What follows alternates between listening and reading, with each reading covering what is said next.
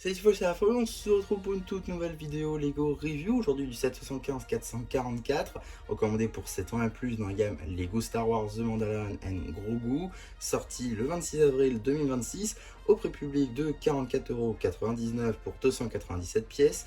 On va bien évidemment parler de l'attaque du ATRT, en commençant directement avec les mini-figurines. Ici, vous avez la chaîne du Mandalorian, une chaîne qui est loin d'être exclusive à ce set, car effectivement, on la retrouve déjà dans 5 références depuis 2023, et c'est encore plus pour certaines pièces, effectivement, parce que du torse et des jambes, on les retrouve déjà depuis 2021 dans un set basé sur Tatooine. Donc effectivement, c'est loin d'être nouveau. Le casque est déjà un peu plus récent et avait permis une petite amélioration à la chaîne d'origine.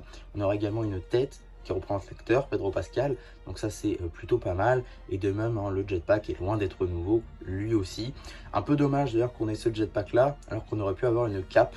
Donc voilà, ça c'est toujours un peu le problème. Lego n'arrive pas à mettre cap et jetpack dans un même set alors que les pièces se combinent très bien sans abîmer l'une ou l'autre. Donc un peu dommage. Casque, comme je l'ai dit, on a une tête de Pedro Pascal. Si cette version est loin d'être nouvelle, on a toujours ces impressions sur les bras qui rendent très bien. Mais vous inquiétez pas, elles ont été largement remboursées. Évidemment, elles sont différentes de chaque côté. Seconde expression faciale et un arrière de torse détaillé. En termes d'accessoires, un petit pistolet. Je pourrais vous dire que Grogu est loin d'être exclusif. Néanmoins, nous avons une toute nouvelle version du personnage juste ici, avec du coup Grogu avec une toute nouvelle pièce de torse qui est en dual molded Sandgreen plus Dark Tan, qui rend super bien avec donc cette topographie de tunique qu'on a depuis le début et sa première apparition, car il existe également une nouvelle version avec une autre topographie. Néanmoins, la tête, elle, est la même depuis 2021. Topographie à l'arrière, il n'y a pas forcément besoin d'en avoir, mais ça aurait pu être apprécié. Ici, vous avez la chaîne du pilote d'ATRT, une chaîne exclusive à ce set, une chaîne qui rend vraiment très bien, avec un tout nouveau moule pour le casque juste ici, qui laisse vraiment penser aux troopers de Scarif. Donc forcément, il y a un petit rappel de Rogue One, évidemment. Torse et jambes avec toute nouvelle topographie, ça rend vraiment très bien. Vraiment des impressions à l'arrière du torse. Casque, un visage nouveauté 2025, seulement apparu dans la gamme Lego Star Wars, donc c'est sa troisième apparition. L'accessoire, un blaster moyen. Voilà, donc on a fait le tour des mini-figurines. On va pouvoir très rapidement regarder les constructions qui sont au nombre de 2. Et ça, je dois dire que c'est plutôt cool pour un début de set, car effectivement, on a donc un set qui peut techniquement se suffire à lui-même. On a un véhicule pour les gentils, le Mandalorian et Grogu, et on a une petite tourelle de l'Empire pour notre très cher pilote d'ATRT. Donc, ce qui fait que ce set-là pourrait techniquement se suffire à lui-même, tout en permettant de se mettre à côté d'autres sets. Et ça, je dois dire, c'est plutôt cool. En tout cas, on va commencer avec ici la TRT, qui dispose donc d'une nouvelle version dans un coloris très gris, qui fait très empire. Et ça, c'est cool, parce que tous les autres ATRT qu'on avait eu, c'était plutôt sous l'ère de la République, avec les clones. Et là, il y a encore un petit peu une petite amélioration. On est sur un ATRT encore plus petit que ce qu'on avait eu par le passé. Il se rapprocherait plus de la version du pack de la 327e Légion. Donc ça, c'est plutôt cool. Il y a quand même quelques stickers dessus. Un peu dommage, toujours besoin de stickers pour habiller, alors qu'on pourrait faire des pièces topographiées. On a tout d'abord le logo de l'Empire ici et ici. Ça rend assez bien. Et des petits détails, encore une fois, en stickers sur ces pièces-là à l'avant. On a aussi juste ici donc des petits lance-stud nouvelle génération, capables d'être orientés un petit peu comme on veut pour tirer sur l'ennemi, et ça c'est cool. On a évidemment des articulations au niveau des pattes.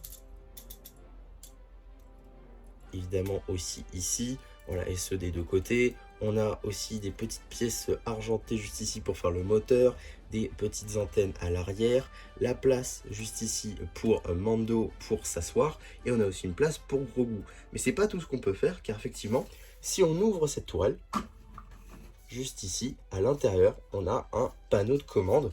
Panneau de commande qu'on peut mettre ici, si on ne veut pas mettre Grogu du coup sur la TRT. On peut mettre un petit panneau de commande, et ça c'est cool, de laisser le choix de pouvoir mettre l'un ou l'autre. Ça c'est plutôt sympa. Et en plus, si on veut pas le mettre, si on veut mettre Grogu, on peut juste le ranger ici, donc c'est plutôt pas mal. Et on peut refermer tout ça, et ça se voit pas. Donc ça, c'est plutôt cool. Une fois qu'on a vu la TRT, il nous reste donc cette tour qui est encore une fois habillée de stickers. 4 gros stickers pour habiller la tour, juste ici, un ici, un là, un ici et un là encore. 3 même et un qui divergent juste ici. Un peu dommage. Vous l'aurez vu aussi, Le haut de la tour peut bouger, ça c'est cool. On a donc la tourelle juste ici en elle-même, hein, en brick build évidemment, avec canon factice et sur le dessus des lance-stud nouvelle génération qui marchent assez bien. Et je trouve cette tour plutôt pas mal parce qu'elle est très arrondie avec ces pièces-là qui rendent assez bien. On a quand même la place pour la mini-fun et ça c'est cool. Vous l'aurez compris aussi, on peut ouvrir la structure avec du coup des ranges armes ainsi que le range commande qu'on a vu tout à l'heure. Voilà, ensuite pour ce qui va être de l'environnement, c'est un environnement très enneigé. Du coup, on ne sait pas sur quelle planète on va être encore dans The Mandalorian and Grogu, mais ça a l'air d'être un environnement très enneigé. Donc voilà, ça peut rappeler potentiellement Hoth, etc. On sait aussi qu'on va avoir un AT-AT, donc un AT-AT, attendez. Oh, pardon. Le quadripode impérial, j'oublie le nom, je crois que c'est un AT-AT. Oui, c'est ça, c'est un AT-AT. Je mélangeais avec la TTE, pardon.